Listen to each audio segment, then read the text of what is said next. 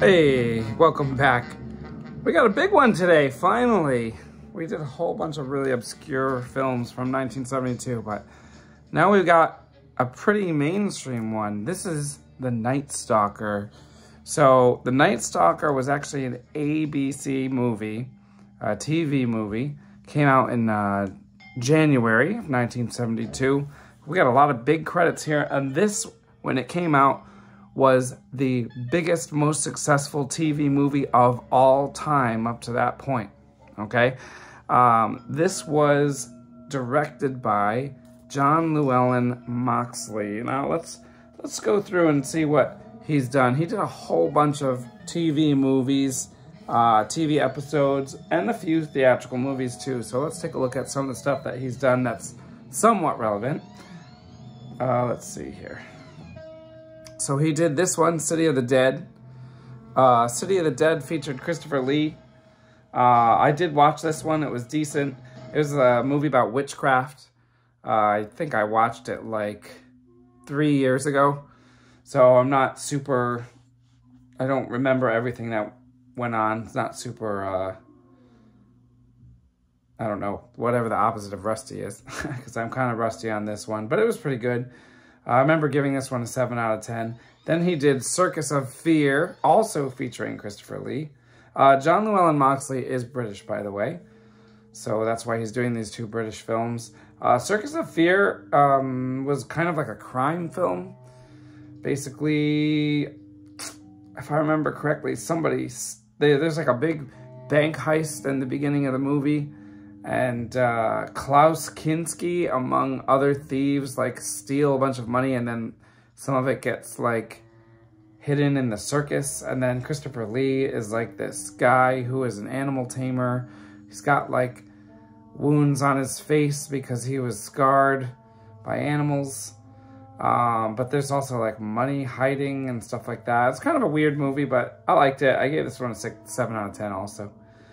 Then John Llewelyn Moxey turned into like a TV guy, moved to America, did some Hollywood stuff.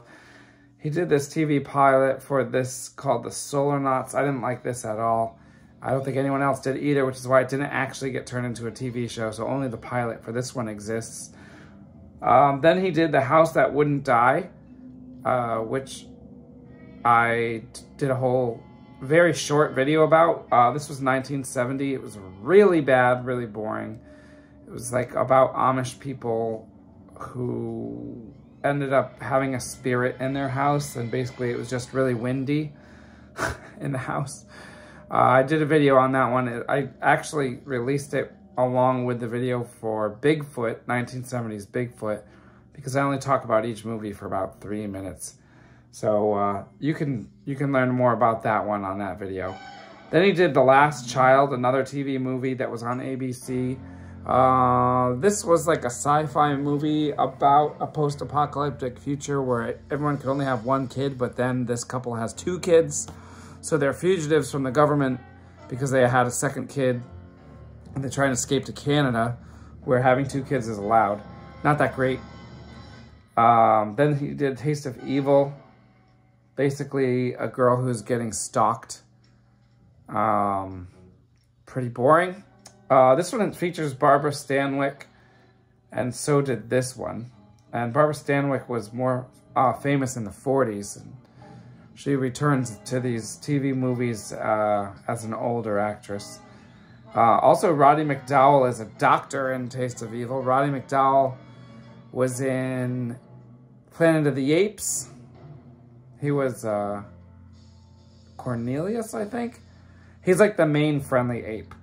And then he was also the like horror TV host / vampire hunter in Fright Night, which is a great mid-80s vampire film. Really great. If you haven't seen that, you want to see Fright Night. So I like Roddy McDowall just because of those 2 movies. But he's in a bunch of weirdo stuff. And then finally we get to The Night Stalker. I want to show you this. This is the like modern Blu-ray release art for The Night Stalker. So that's pretty cool art. But I'm gonna go back to the 1970s art. There we go. Okay, so that's the 70s art. This is the promotional material you would have seen in 1972. Film was actually created in 1971, then released like in the second week of January. All right, so what's it about? Okay. This movie is about a reporter. The reporter is played by Darren McGavin, who most people, I think, would know him as the dad in A Christmas Story. He's the dad that gets the leg lamp. Well, apparently this is his second most famous role, because this movie was so popular that not only did it spawn a sequel in 1973, but in 1974 it became a TV series, and he reprised his role and did 20 episodes, each with a different monster in it. So, he's a reporter who apparently has been fired. He's from New York City, but he's living in Las Vegas. And he's been fired from whatever papers he worked for in New York City. He's also fired from Chicago papers. So he ends up in Las Vegas, and he causes a bunch of problems for the local police department, because whenever he is reporting on a case, he ends up investigating it on his own, parallel to the police. So the police don't want him working on it, but he does. And he has determined that the serial killer running loose in Las Vegas is a vampire, because he keeps biting people's necks and sucking all their blood out.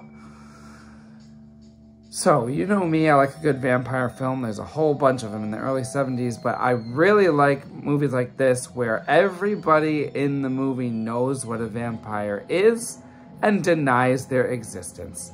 It reminds me of Count Yorga. If you remember Count Yorga, that was a really good movie where there's a bunch of 20-something-year-olds in California, and they're in complete denial that there could be a vampire in town. This is very, very similar to that. So, basically, Darren McGavin believes there's a vampire in town, and the police really don't want him spreading that around, especially since he's a reporter. But the serial killer, who is almost captured a few times, every time he's almost captured, he ends up beating all the police up. And they shoot him, and it doesn't hurt him, and he throws them around like they're rag dolls. And at another point in the movie, he is discovered breaking into a hospital to steal like refrigerated blood.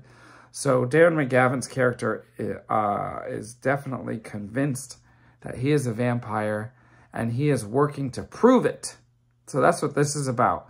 So we've got a reporter who's acting as a private investigator, even though he's not employed by anyone.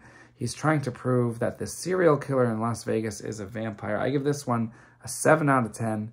I think the actual concept could have made for a really great movie, except this was a TV movie, so they can't really show that much. There's minimal blood other than the refrigerated blood. You do see some bite wounds on the necks, and that was probably the most they could get away with as far as the violence goes, unfortunately. So, unfortunately, this is kind of like a castrated, sugared down version of what could have been a great vampire film. And why is the concept so great? Because it is written by Richard Mathieson. Richard Mathieson is the writer of this script, and he is probably best known for writing I Am Legend, the book that came out in 1954. I Am Legend, much later, about 50 years later, came out as a major film with Will Smith in it. But before that, it came out as 2 other films. It came out as The Last Man on Earth, featuring Vincent Price in the 60s. And then in, I think, 1971, it was readapted into The Omega Man, and Charlton Heston was the lead in that one. So every time it was adapted into a film, you have a major actor playing the lead. I have not seen any of those, but they're all on my list. Unfortunately, I haven't seen most of Richard Matheson's film-related works. I kind of didn't really look up who the writer was until right before I watched this movie. Actually, I think I was watching the movie, and I was like, man, this is a good story. I want to see who wrote it. Although he did not write the original story. He just adapted it into a teleplay or a screenplay. Other stuff that Richard Mathieson worked on included 16 episodes of The Twilight Zone. He wrote 16 episodes of The Twilight Zone, including my favorite episode. I think it was called like Terror at 20,000 Feet or something like that. It's the one where William Shatner looks out the window of an airplane and sees a monster like tearing like the engine apart. No one believes him.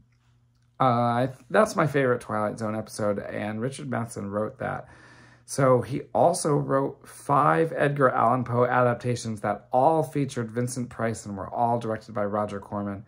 He also did Master of the Universe, which featured Vincent Price. He also did De Sade, directed by Roger Corman. He also did 2 Hammer films, Fanatic in 1965 and The Devil Rides Out in 1969. I've seen Fanatic. I think Fanatic might be the only one of his films that I have seen so far. The Devil Rides Out, actually, I'm going to eventually do for this channel because I had a special request to do The Devil Rides Out, and now it's back even more relevant because Richard Mathieson wrote it. He also wrote the book, The Incredible Shrinking Man, which was turned into a major film in 1957. He also wrote, actually, I think The Incredible Shrinking Man was a short story, and another short story he wrote was called Duel, which was adapted into a film in 1971, one of Steven Spielberg's earliest films. In fact, I think it might be his first or second feature-length film. So all of those are credited to Richard Mathieson, and that's just the stuff he did before Night Stalker.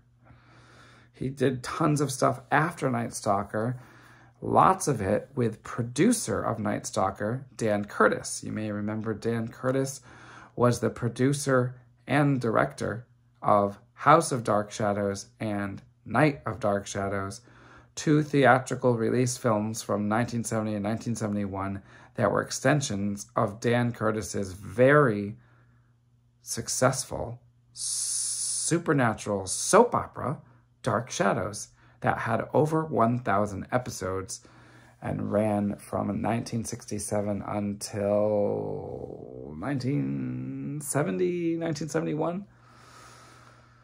That was a soap opera that prominently featured a vampire as a lead character. So that kind of is along the same lines as this. Now, Dan Curtis became very active in film in the 70s, both in theatrical film and TV film, and he has many horror credits starting with the Dark Shadows films and going through 1977, where he did probably about 24 horror films, either produced, directed, or both.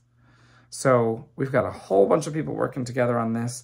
In supporting roles, we also have Claude Atkins, who I know from The Curse. That is a 1980s horror film adaptation of an H.P. Lovecraft film called The Color Out of Space, which you may know has been adapted 5 times into films, and most recently featuring Nicolas Cage. I think that came out about 2 years ago. So that's Claude Atkins. We also have Kent Smith, who plays an...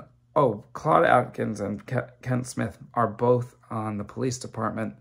And Kent Smith is an older guy who was actually the lead male role in Cat People, 1942 horror film released by RKO Radio Pictures, which is the same company that released King Kong. And a bunch of early Disney movies were all released through RKO.